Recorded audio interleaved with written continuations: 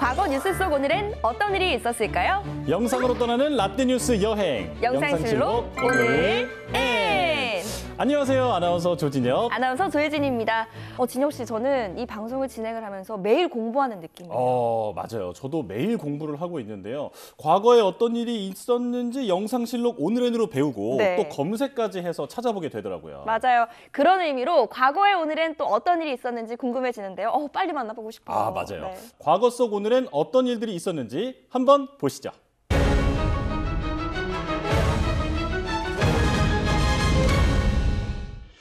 1986년 서울 아시안게임과 1988년 서울올림픽을 앞두고 서울에 마땅한 문화공간이 없다는 지적이 있었습니다. 그리고 실제로 당시 서울에 있는 문화예술 공간은 고작해야 세종문화회관 정도였는데요. 그래서 서울 서초구 서초동 우면산 기슭에 예술의 전당을 짓기 시작했고 1988년 2월 15일 국내 최초의 종합예술센터인 예술의 전당, 음악당과 서예관이 개관했습니다. 이날 예술의 전당이 1단계 공사를 마쳤고 대통령 내외를 비롯해 각계 인사 1,600여 명이 참석한 가운데 현장에서 개관식을 갖고 문을 열었는데요. 예술의 전당의 역사가 이때부터 시작이 되는 거군요. 네, 우리 자주 가서 보잖아요. 맞아요. 네.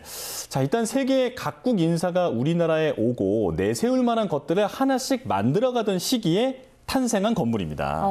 솔직히 말하면 정말 잘한 일인 것 같아요. 맞아요. 예술의 전당은 지금도 공연을 통해서 많은 사람들을 또 행복하게 해주는 역할도 하고 있잖아요. 네, 예술의 전당은 공연, 전시, 놀이, 교육, 자료, 연구 등 6가지 형태가 다양한 예술 장르로 연결됐는데요.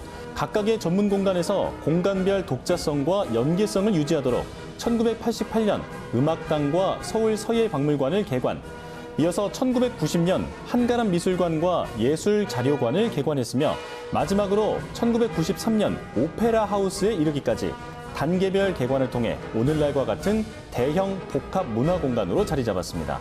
그리고 국내 문화예술의 본진답게 같은 울타리 안에 있는 국립오페라단, 국립발레단, 국립현대무용단, 국립합창단, 코리안 심포니 오케스트라가 상주하며 상시 공연을 하는데요.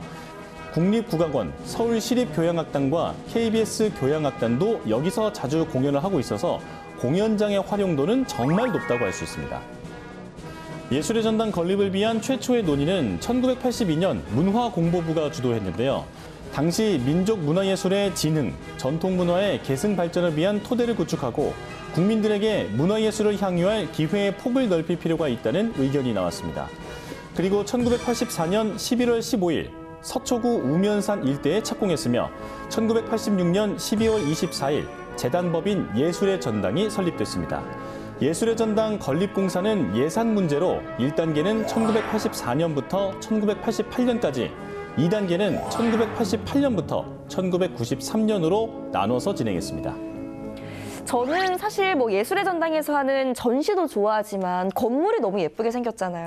그렇죠. 네. 그래서 자주 이용을 하곤 하는데 정말 역사가 깊은 예술 공간이었네요. 저도 이 문화적 함량을 기르기 위해서 자주 가지만 들어가진 않고 이 밖에서 사진만 이렇게 겉에서만 찍고 셀카만 찍고 그렇게 하고 가기는 했는데 네. 우리가 그런 예술적인 어떤 교양을 함양하기 위해서 자주 이용해야 할 문화 공간이 아닌가 이런 생각이 듭니다.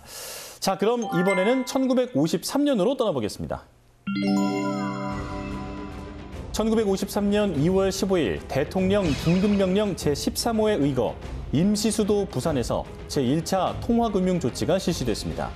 1950년 6.25 전쟁으로 인해 생산활동은 거의 중지 상태였고 거액의 군사비 지출에 의한 통화 증발이 계속돼서 인플레이션의 압력이 가중되고 있었는데요.